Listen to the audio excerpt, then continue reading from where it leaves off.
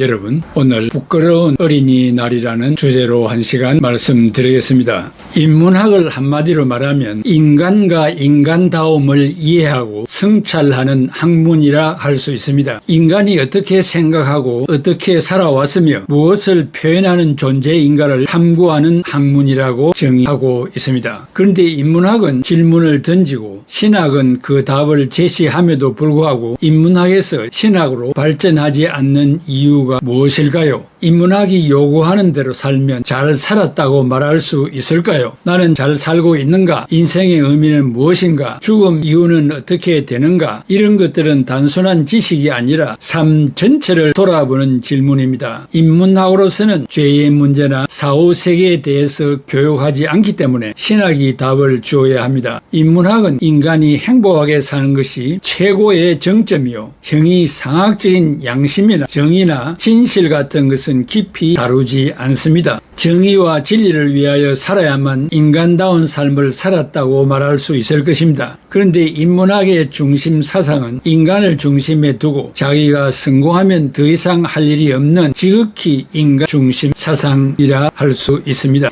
인간의 존엄성, 즉 인간은 가치가 있고 의미 있는 존재라는 것입니다. 왜 의미 있는 존재인가를 답하지 않습니다. 또한 인간은 무엇인가, 왜 살고 어떻게 살아야 하는가, 이런 질문을 끊임없이 묻는 것이 인문학이요 철학입니다. 요즘 전철안이나 공중 모임에 가면 청소년들의 언행이나 예의 범절이 말이 아닙니다. 그러면서도 인성교육을 받았다고 말할 수 있겠습니까? 그러면 인문학이라도 제대로 교육하여 홍익인간을 만들어내든지 범죄와 전쟁이 없는 세상을 만들든지, 혹시 죄를 지으면 부끄러워하고 대중 앞에 나서기를 사양하든지 공적인 책임을 지지 않든지 양심적인 인간, 그런 사람이 사는 세상이 되어야 하는데도 이것도 아니고 저것도 아닌 세상이라서 어린이날 103회를 맞아 어른으로서 어린이들에게 할 말이 없어 부끄럽습니다. 존 로크는 잉글랜드 왕국의 철학자, 정치 사상가로서 영국의 첫 경험론의 철학자로 평가받지만 사회 계약론도 중요한 평가를 받고 있습니다. 그가 말하기를 어린이는 백지와 같아서 어떠한 인간으로든지 만들 수 있다고 하였습니다. 어린이날을 맞아 아이를 어떻게 잘 키울 것인가를 4가지 측면에서 생각해 보는 것은 매우 의미 있는 일일 것 같습니다. 첫째, 가정교육. 가정은 모든 교육의 출발점이 됩니다. 어린이는 부모의 사랑 가운데서 자신이 소중한 존재임을 배웁니다. 인사성, 시간관리, 책임감 같은 기본적인 태도는 가정에서부터 시작됩니다. 인격교육의 정직, 배려, 감사 같은 가치가 자연스럽게 몸에 배게 됩니다.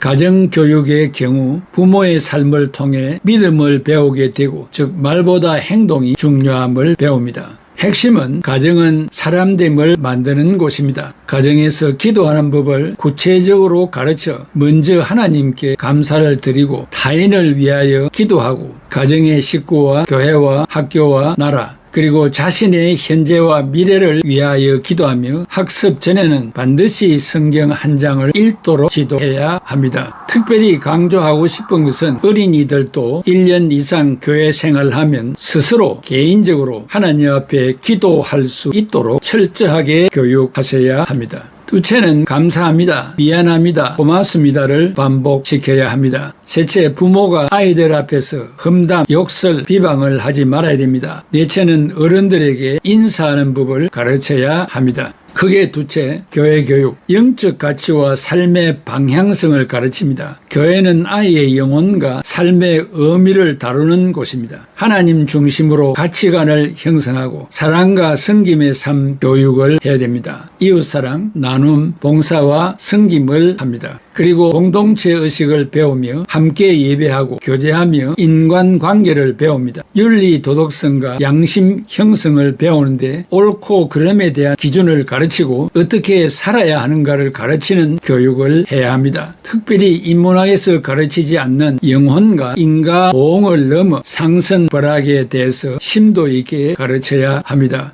핵심은 어떻게 살아야 하는가를 가르치는 교육입니다. 교회는 매주일마다 출석하는 어린이들의 마음에 새겨지는 감동적인 짧은 메시지를 전하여 일주일을 기억할 수 있도록 해야 합니다. 인간은 태어나면서부터 죄인이기 때문에 철저하게 죄인임을 고백해야 합니다. 둘째는 예수 그리스도를 믿는 믿음에 대해서 반복 교육을 하여 구원의 확신을 갖게 해야 합니다. 셋째는 진실한 선행을 해야 합니다. 친구를 도우는 일, 불우한 자를 도우는 일, 전도하는 등입니다. 셋째, 학교 교육, 지식과 사회적인 능력을 배웁니다. 학교 교육은 아이가 세상에서 살아갈 능력을 준비하는 곳입니다. 기초학문 교육을 통하여 글을 읽기, 쓰기, 수학, 과학 등을 가르칩니다. 문제 해결 능력과 사고력 개발을 가르칩니다. 사회성 훈련으로 친구관계, 협력, 규칙, 준수를 가르칩니다. 진로를 탐색하여 자신의 재능과 적성을 발견하여 적재적소에서 일하게 하는 것입니다. 핵심은 무엇을 할 수 있는가를 키우는 교육을 해야 합니다.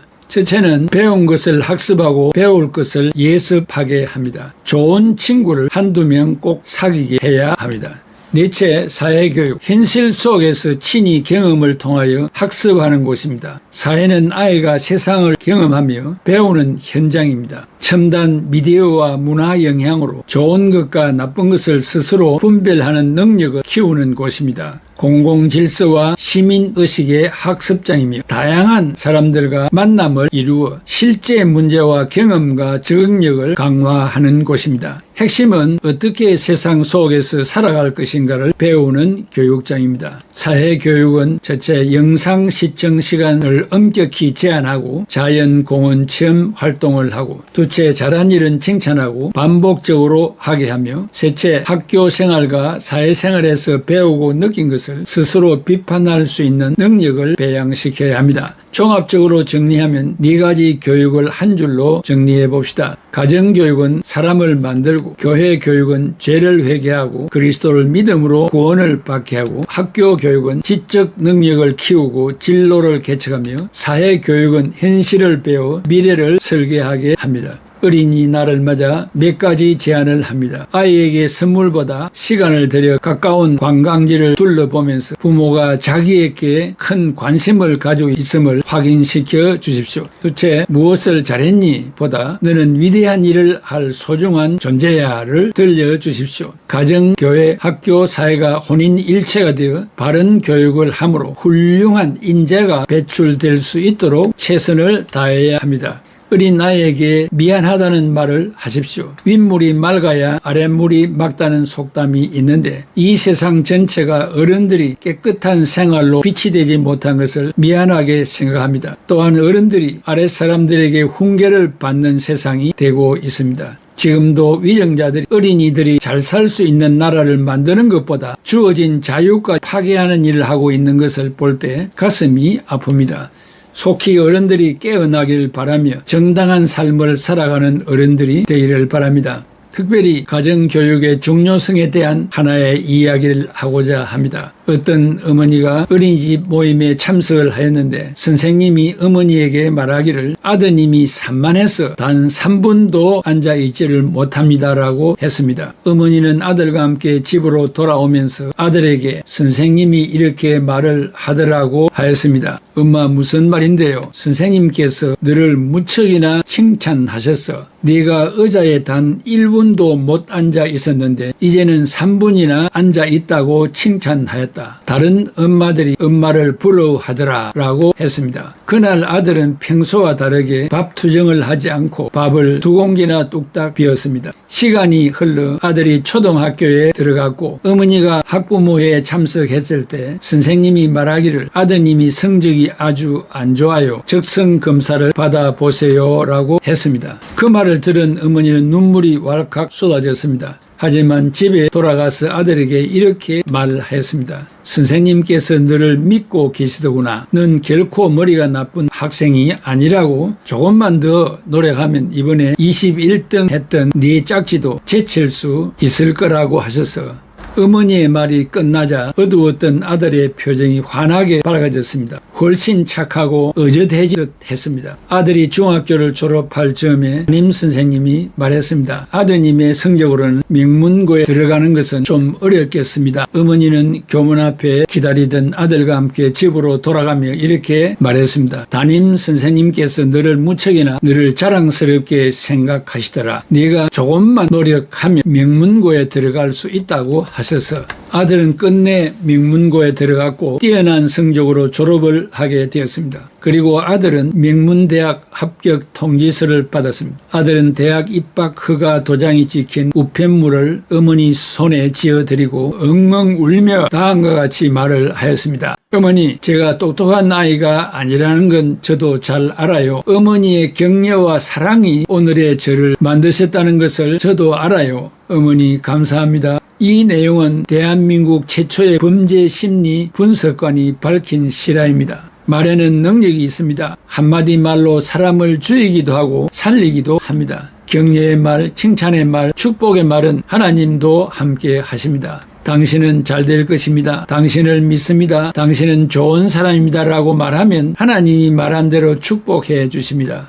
어머니의 거짓없는 지혜를 치하하며 성장한 아들 역시 어버이의 눈물을 기억해 주어서 효자라고 칭찬하고 싶습니다. 어린이날을 맞아 한 주간이라도 위로의 말을 많이 하시기를 바랍니다. 기도하겠습니다. 고마우신 아버지 하나님, 은혜와 사랑을 감사합니다. 어린이날을 맞아 어린이들 앞에 부끄러움을 나타내지 않을 수 없습니다. 용서해 주시고 또 어른은 어른으로서의 사명을 잘 감당할 수 있도록 특별한 은혜를 베풀어 주시옵소서. 성장하고 있는 우리나라 어린이들, 세계 어린이들을 축복하시고 어릴 때부터 신앙교육을 잘 받아서 구원받는 백성들이 다 되게 해주시고 인문학으로 끝나지 않게 하시고 신학으로 들어와 우리는 태어날 때부터 죄인임을 성경을 통하여 고백하고 예수 그리스도를 믿음으로 제사함 받고 구원받는 백성이 되고 구원받은 백성다운 삶을 살아가는 그런 인생의 노정들을 잘 교육받을 수 있도록 축복하여 주시옵소서. 예수 그리스도의 이름으로 기도하옵나이다. 아멘.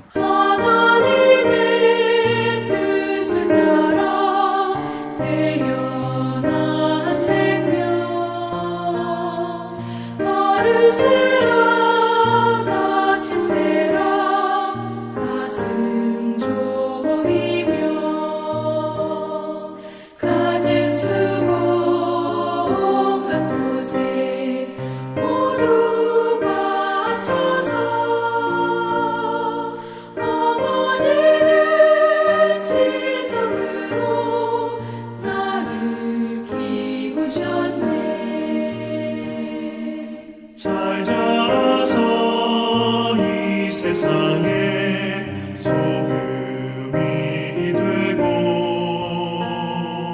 어서 커서 어두운 세상 빛이 되라고